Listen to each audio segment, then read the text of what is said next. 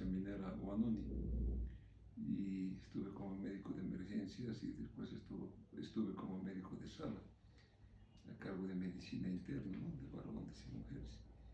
Y en esa época, evidentemente, ese hospital era de un segundo, casi tercer nivel. Había cirujanos, pediatras, ginecobstetras, traumatólogos, pero lo que no había allí era una atención de oftalmología. Entonces la gente solicitaba una atención y en caravana los traían aquí a La Paz o iban a Oruro y era realmente un problema. Claro, cuando estamos hablando de Comibol, ¿estamos hablando de los años 70 aproximadamente o estoy mal? 80. 80. Sí, 70, fines del 70, empiezo del 80. Sí, 78, 79, 80. Sí, sí, esa es la época que estuve allí como médico minero. Y dada esa alta necesidad de atender a esta gente que necesitaba con prontitud una atención oftalmológica, se presentó en el hospital el gerente de Comibol. Llegó con nosotros y lanzó el desafío. No podemos mantener estas circunstancias en el futuro. Entonces necesitamos preparar un camino. Entonces necesito que alguien de sus médicos jóvenes pueda prepararse para realizar una especialidad de oftalmología. Entonces, de pronto me sentí un poco observado por todos. Yo era muy inquieto. Era médico de emergencias, pero curioseaba siempre todo. Estaba con el radiólogo, aprendí con él a hacer una gran amistad. Y poco a poco me empezó a enseñar qué hacía, cómo sacaba las placas, ¿no? Entonces aprendí toda la técnica, sacaba radiografías. Me fui con el laboratorista y de repente estaba ahí con él charlando, riendo. Pero empecé a hacer los estudios que yo ya sabía hacer, ¿no? Los hemogramas, estudios de sangre, cultivos. De pronto, yo era una persona que aparte de atender emergencias, podía sacar una radiografía, podía resolver un problema de laboratorio. De hecho, cuando había un feriado largo, todos los médicos salían del poblado de Huanuni, se iban a Oruro, La Paz, y éramos pocos los que quedábamos allí. Entonces, ante una emergencia salía un problema, entonces decía, ya me vamos ya. Entonces yo iba y resolvía el problema. De esa manera era más o menos conocido por esa inquietud que tenía. Cuando lanzó el desafío el gerente, entonces no les quedó otra que mirarme a mí. Todo el mundo me miró. Yo en esa época quería ser cirujano de abdomen, tenía mucho deseo y mucha habilidad. Podía hacer diagnósticos muy finos y orientar bien a estos tratamientos. Quería ser pediatra, cuando atendía con el pediatra, sí. Pero llegado este desafío, todos me miraron y me dijeron, él tiene que ser. Me obligaron a salir a ser oftalmólogo. Entonces el gerente me dijo, búsquese un lugar donde hacer la especialidad. Entonces vine aquí a la ciudad de La Paz y me postulé aquí en el Instituto Nacional de Oftalmología. Estaba empezando la especialización en nuestro medio, pero llegué con la presencia de otros médicos que querían hacer lo mismo y que tenían más muñeca que yo, ¿no? Entonces yo era un desconocido, no conocía a nadie y alguien me sugirió, ¿por qué no te postulas también al Brasil? Entonces me dio las ideas, fui al consulado, me dieron las direcciones, escribí y me contestaron dos, uno del sur y otro de Minas Gerais. Entonces Minas Gerais me atrajo mucho. Entonces concertamos una fecha que yo debía hacerme presente para que me evalúen y te tomen la decisión de aceptarme o no.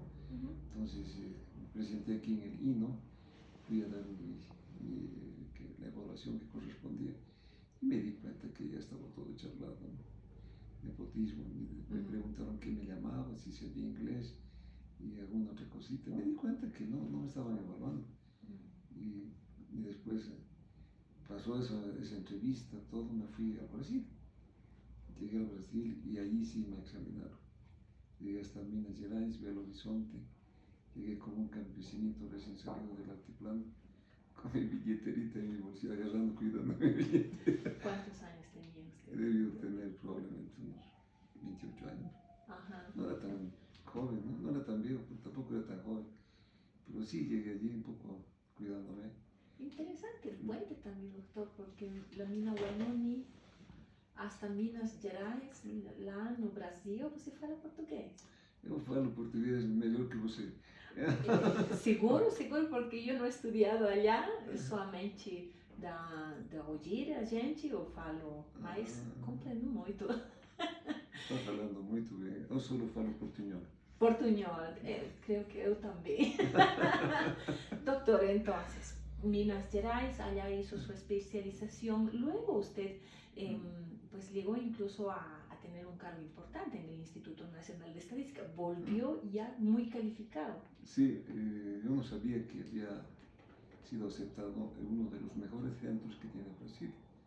De hecho, cuando fui tenía como 60 profesores, digamos 6 brasileños y un latinoamericano. Cada año tenía esa modalidad. Y me condujeron de la mano, pues. Empecé a asimilar todo, solo que hubo un compromiso.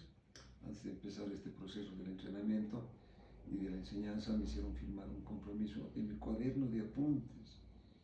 Son muy inteligentes los brasileños, porque me di cuenta que me hicieron firmar un compromiso conmigo mismo, ¿no? Entonces, donde yo decía que una vez terminada mi formación debía volver a mi país. Entonces, acabó mi formación unos días, unas semanas antes, ya estaba buscando mi pasaje para volverme a Bolivia. Entonces, y así fue, respeté y me volví aquí a Bolivia.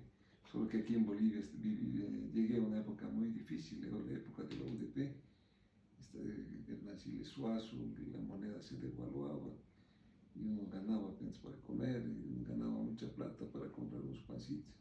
Era una cosa muy desesperante, especialmente cuando uno tiene familia. Entonces llegué en esa época y empecé a buscar trabajo. Me postulé a un lado, me postulé al otro. Y la verdad es que en todas partes recibí un no, porque no como nadie me conocía. Yo era solo que empezaba a pelear por mi vida. Entonces andaba decepcionado un poco, porque iba y les decía, no, soy especialista, no hay trabajo, soy magíster, no hay trabajo, soy doctor, porque el curso que hice era de doctorado en oftalmología. Y no encontré, y andaba un poco preocupado hasta que un día hubo el cambio de gobierno y entró Pasamora con Banzer, ¿no? Creo que le permitió ser el presidente, y uno de sus colaboradores resultó ser un gran amigo mío, compañero de facultad. Yo estaba en el Prado sin saber qué hacer, un poco decepcionado de la vida, y este hombre me ve de lejos, me saluda, me abraza, bueno, somos amigos de toda la vida. Y me llevó, ven, estamos estudiando al Ministerio de Salud. Y fueron al Ministerio de Salud, había un grupo de gente con él. Y yo tuve que ir al lado de él. Eran los miristas que estaban tomando el poder ahí. Y llegué ahí y delante mío se empezaron a repartir los puestos. Entre ellos, tú te vas a hacer cargo de esta dirección. Llegaron a los no videntes y dijeron, ¿quién se va a hacer cargo de los no videntes? Entonces empezaron a mirar y se dieron cuenta que yo era oftalmólogo. El oftalmólogo, la vista, el ciego, han relacionado, ¿no? Han hecho una relación única. Y me mandaron, pues yo no tuve opción de decir no, porque no iba a recibir un sueldo, iba a recibir un estipendio bonito por cada reunión que iba a presidir. Me mandaron como presidente del Consejo Nacional de la Ceguera, jovencito, recién llegadito, de un mundo social tan grande, tan amplio. Yo fui de curioso y fue la mejor elección que hubo en mi vida. Pero es interesante también, doctor, cómo su historia está entrelazada con la historia de nuestro mismo país también. Sí, estoy siguiendo los pasos con algunas actividades que me tocó llevar a cabo. Pero sabe que el conocer al no vidente y darme cuenta cómo terminan los seres humanos privados de la vista, entonces es algo muy glorioso para mí, porque empecé a identificarme con ellos, conocer sus necesidades y empecé a luchar. De hecho, estando con ellos, con la información que recogí, escribí mi primer libro, El ciego y la ceguera en Bolivia, ¿no? Entonces me comprometí tanto que realmente me decían el ciego Moya, ¿no? Estaba metido con ellos. Y me acuerdo de un 6 de agosto, fui ahí al desfile. Son muy cívicos los ciegos, son privados, pero tienen mucho sentimiento. Entonces me vieron y no necesitan verme, no les dicen, ¿no? El doctor Moya aquí. Me agarraron encabezando el desfile con el presidente, los dos presidentes. Encabecé el desfile de los no videntes. Entonces llegué a la Plaza Murillo y Jaime Pasamora al verme se agachaba así, queriendo tocarme, saludarme, porque era glorioso ver una persona ahí que pueda estar identificado con gente que necesita tanta ayuda. Entonces, mire, me gustó mucho ese tipo de trabajo y me hizo crecer mucho en el alma como ser humano. Entonces empecé a trabajar mucho para ellos. Hice, aparte de su libro, hice algunas conquistas sociales, como por ejemplo un apoyo de 30 casas que hicieron una fundación holandesa para los no videntes. Entonces recibí eso y hicimos que les entregaran con la condición de que van a pagar un poquito para que a futuro con ese poquito se pueda hacer otra casa para dar a otros ciegos o algo así. No sé cómo esa realidad, ¿no? Pero los que recibieron estaban muy contentos, ¿no? Después encontré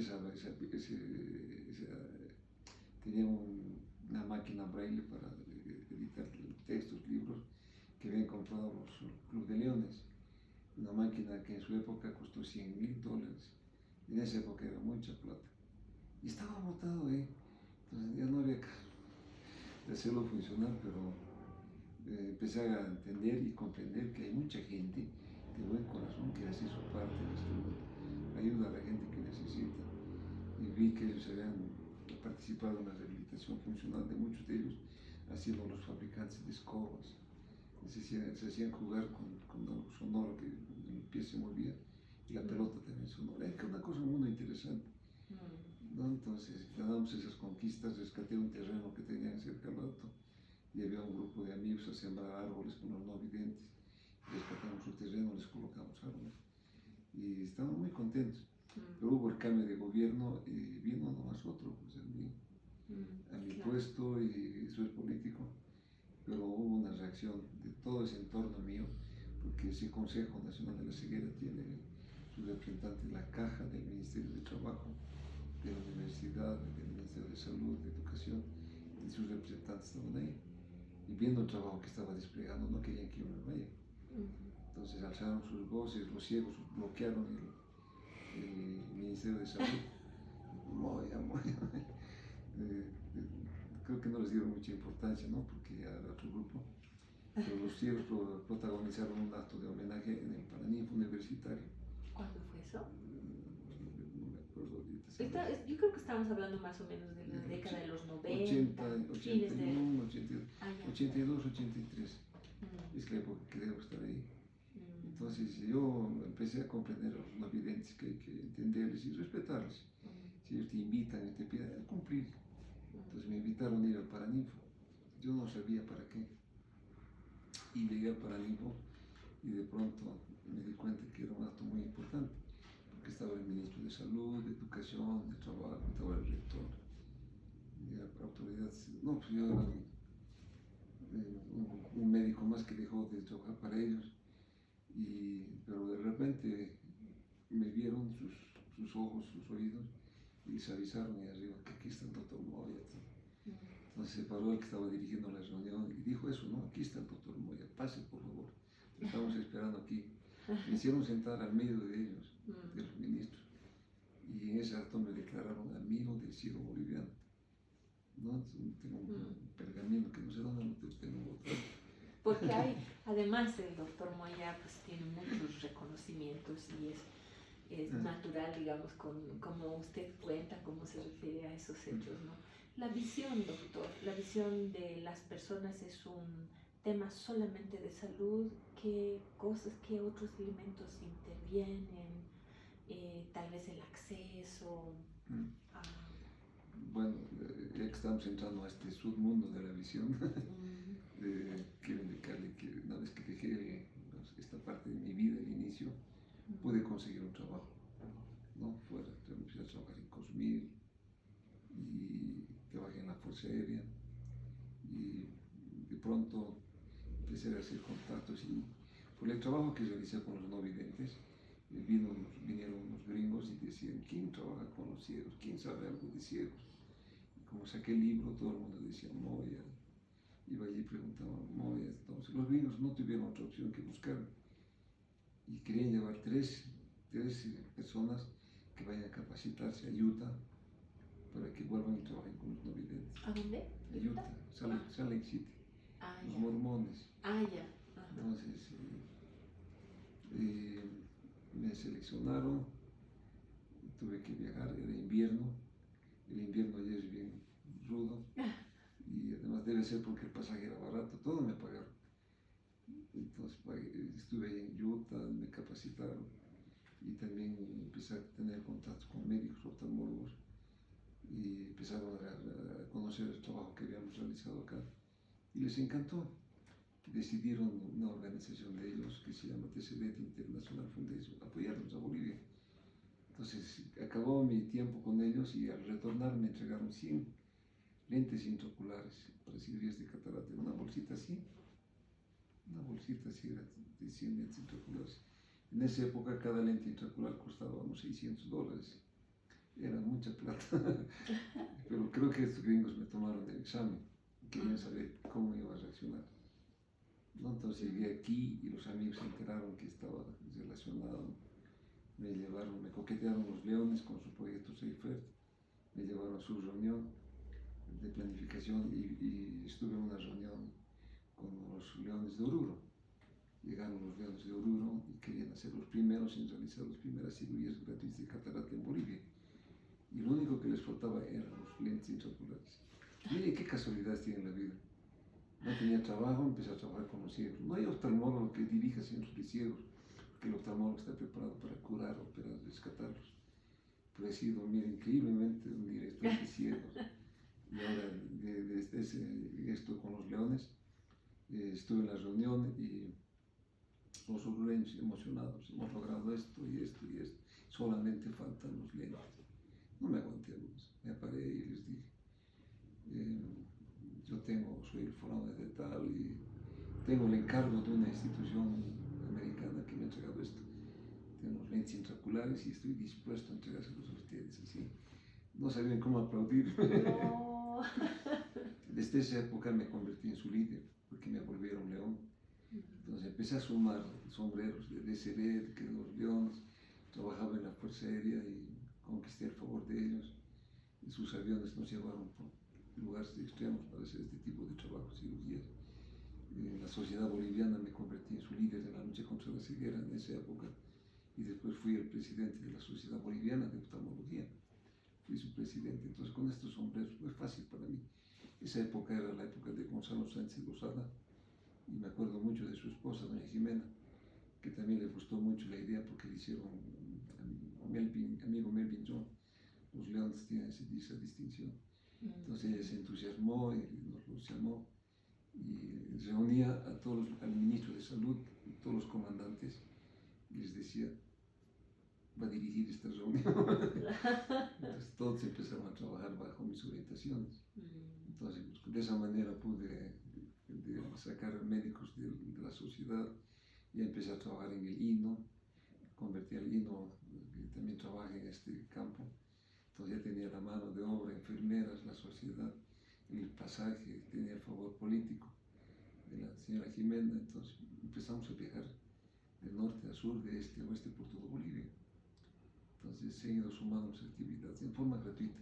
Los leones se habían conseguido para operar para 3.000 personas. 3.000 personas y después fuimos sumando otras ayudas y se ha convertido a la fecha en 60.000 cirugías de cataratas realizadas. En un principio los leones tenían la costumbre de pagar un sueldo a su cirujano oftalmólogo, que se los operaba y les pagaban nada. Nosotros decidimos que lo que nos iban a pagar lo conviertan en insumos. Entonces de 100 cataratas gratuitas se convirtieron en 400 y así fue creciendo la bola de nieve. Nos entusiasmamos tanto que queríamos ir cada semana, cada 15 días. Bueno, yo no tenía un lugar donde hacer mis cirugías y tener la opción de tener estas campañas y ir a operar con gente pobre me llenaba de mucha expectativa. Entonces yo no me hacía de rogar. De hecho ya me convertí en su líder, entonces me iba, con la enfermera, pero me iba y operaba en todo lado. Fue fantástico, ¿no? Entonces ahora creo que ya lo pensaría 2 veces, ¿verdad? Claro. Pero son 2.000 y más actividades de campaña que hemos hecho por todo Bolivia. Conozco Bolivia, se puede decir que seguramente me falta mucho por conocer, pero en el polvo de mis calzados debo tener tierra de muchos lugares Y de todos lugares me ha traído mucho afecto, cariño. La gente rescataba la visión y a mí me agradecían.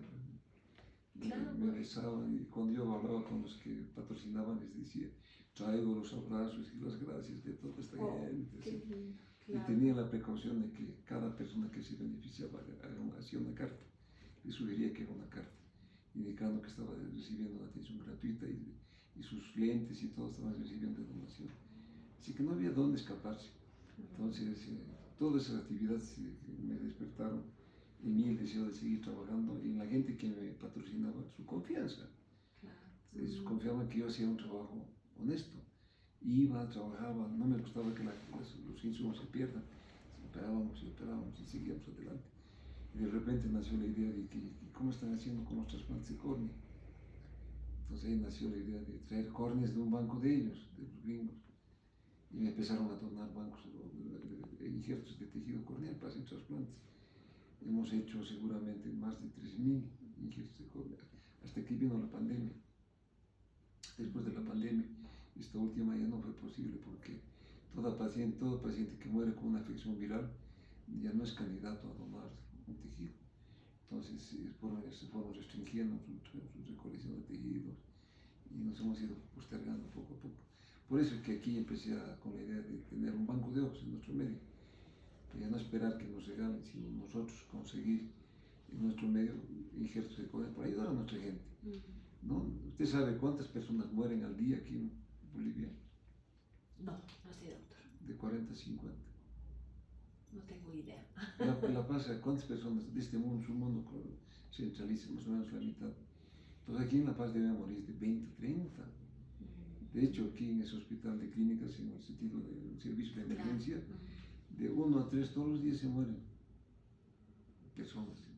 Podríamos tener de 1 a 3, de 2 a 6 ojos para seguir trabajando. Y en el mismo hospital deben morirse 2 a 3 o 4, en todos los servicios. ¿No? Entonces, mire, tenemos tanta cantidad de tejido que se pierde. ¿Y hay alta demanda, doctor, de este trasplante? El último reporte que tengo de los pacientes en lista de espera son como 200 pacientes o más que están en lista de espera esperando. Cuando hacemos algún tipo de actividad y hacemos la propaganda, la gente viene de todo Bolivia. Hemos hecho algunas actividades donde hemos realizado de 20 a 30 cirugías en 1 o 2 días, recibiendo donaciones de amigos que nos ayudan. Hay mucha necesidad. Por eso es que hemos mantenido esa idea de que Bolivia tenga su banco. En el mundo, Bolivia debe ser uno de los pocos, el único que no tiene su banco de ojos. Es una barbaridad. Y aquí en el Instituto Nacional de Oftalmología, donde fui su director por más de 10 años, he creado una infraestructura. Hemos conseguido la donación del equipamiento de estos mormones que me han llevado a entrenarme para los ciegos. Nos han donado. La OMS nos ha facilitado y hemos capacitado a nuestra gente en Colombia para que vayan y se entrenen para directores, técnicos, todo, sí, personal entrenado. He creado la infraestructura, tengo el equipamiento, solo falta una disposición ministerial o del presidente que diga una ley que empiece a trabajar ese instituto. Si empezara a trabajar ese instituto, estuviéramos haciendo trasplantes de córnea, recolectando membranas amnióticas y con esas membranas amnióticas curando, tratando a 300.000 personas que por ojo seco tienen alteraciones en la córnea. Podríamos estar cultivando células madre para ayudar a muchas personas con degeneración macular. Quiere decir, doctor, que hay muchas personas que pueden resolver su problema de la visión si esto ocurriera, ¿no? Sí, además que no solamente tuvieran la opción de rescatar su visión, sino que la gente, como los profesionales que tenemos, tuvieran la opción de seguir adelante, no solamente haciendo lo que han aprendido, sino preparándose para el futuro, porque ya estuvieran haciendo investigaciones, porque en la actualidad se están haciendo córneas artificiales, y nosotros podríamos estar en este banco haciendo ya, preparando una córnea artificial, ¿no? Entonces, yo creo que el ministro de Salud o el gobierno que esté arriba, si tiene esa particularidad, va a ayudar mucho al desarrollo científico y social de nuestra población que necesita este tipo de ayuda. Bueno, miren, todas estas circunstancias de trabajar con ciegos, trabajar gratis, me ha llevado a ocupar ese puesto de director del INO, y estando como director del INO, lo he magnificado, no puedo negarlo. Cuando entré teníamos 8 consultorios, y en cada consultorio se hacía todo de la oftalmología. Cada médico que trabajaba ahí hacíamos de todo. Pero yo tuve la particularidad de crear centros, departamentos de subespecialidad. Hemos creado 10 departamentos de subespecialidad: oftalmopediatría, glaucoma, retina, trasplantes de córnea, uveitis, oculoplastia, trauma, inclusive un departamento cardiometabólico, para que en el mismo instituto no estemos buscando un cardiólogo o un médico interno para que pueda resolver la problemática que nos atiende en ese momento. Me siento muy feliz, porque cada vez que, ahora ya no estoy ahí, pero me siento muy feliz al recordar todo esto, porque hemos dejado un buen instituto y la gente muy motivada a seguir adelante con este trabajo. Claro, doctor, yo recuerdo, por ejemplo, que las filas que habían en el INOP, pero para ser atendidos por el doctor Moya, no querían otro oftalmólogo. Sí, es verdad. Y también cuando estuve yo, hemos creado la atención en la tarde. Antes solamente era en la mañana, y en la tarde ya se quedaba así. Entonces he creado la instancia de la mañana y la tarde. Y me han copiado. Los otros hospitales de tercer nivel están haciendo lo mismo, atendiendo la mañana y atendiendo la tarde. Se descongestiona la gente. Pero pese a esas alternativas, la primera necesidad médica de asistencia es la oftalmológica. Pese a tener la atención en la mañana y en la tarde, la fila sigue, la fila es increíble. Entonces yo había pensado descongestionar un poco esto, porque como ya se convirtió en un hospital de tercer nivel, realmente con sus especialidades, sacaron unos médicos de choque y llevarlos a las diferentes zonas marginales y hacer la atención ahí. Sabemos que del departamento de La Paz, el 70% de la población está acá, en la ciudad del Alto, aquí, en la Viada. Entonces la problemática de ayudar a esa gente está aquí en nuestras narices. Pero aún así hemos seguido viajando donde hemos podido, ayudando a la gente de esa manera. Doctor, usted ha trabajado y ha hecho ya mucho. Ahora está aquí en Moya Visión, a pesar de ser un espacio que está dentro de un edificio. Hay mucha gente que está aquí esperando por la atención. De hecho, ahorita está afuera esperando la gente por una consulta. ¿Qué le faltaría hacer, doctor? ¿Yo? Sí, en su carrera profesional. No sé, pero creo que voy a seguir haciendo lo que siempre he hecho. No sé, sí, no, estoy muy bien, sí sigo ayudando a la gente de la manera como me gusta. Y no quisiera inventar cosas para poder ayudar a la gente pobre, desde luego. Quisiera hacer mucho más, pero ojalá pueda, ¿no? Ojalá Dios me bendiga y pueda seguir haciendo algo más. He escrito 14 libros, bien. 14 libros. Esta actividad me ha llevado así. Ahora no sé si seguiré escribiendo, pero con toda seguridad voy a seguir atendiendo a la gente que me busca. Tengo mucho, no trabajo, creo que me divierto con mi trabajo. Y tengo muchos grandes desafíos. La gente que me busca no es gente de problemas fáciles de resolver, son problemas que no han sido resueltos y vienen acá a buscar ayuda. Y eso me pone un poco ansioso y nervioso, ¿no? Darles siempre una buena respuesta, ayudarles en lo mejor que se pueda. Y ahí estamos, ¿no? Alguien siempre debe estar haciendo algo. Seguramente mucho me va muy bien, seguramente a muchas personas no voy a satisfacer plenamente como quisiera, es de esperar. Son casos a veces complejos, ¿no? Inclusive la gente se muere. Entonces, pero estamos ahí intentando seguir adelante. Bueno, muchas gracias, doctor. Le voy a mostrar un diplomita. Pues este diplomita, por favor.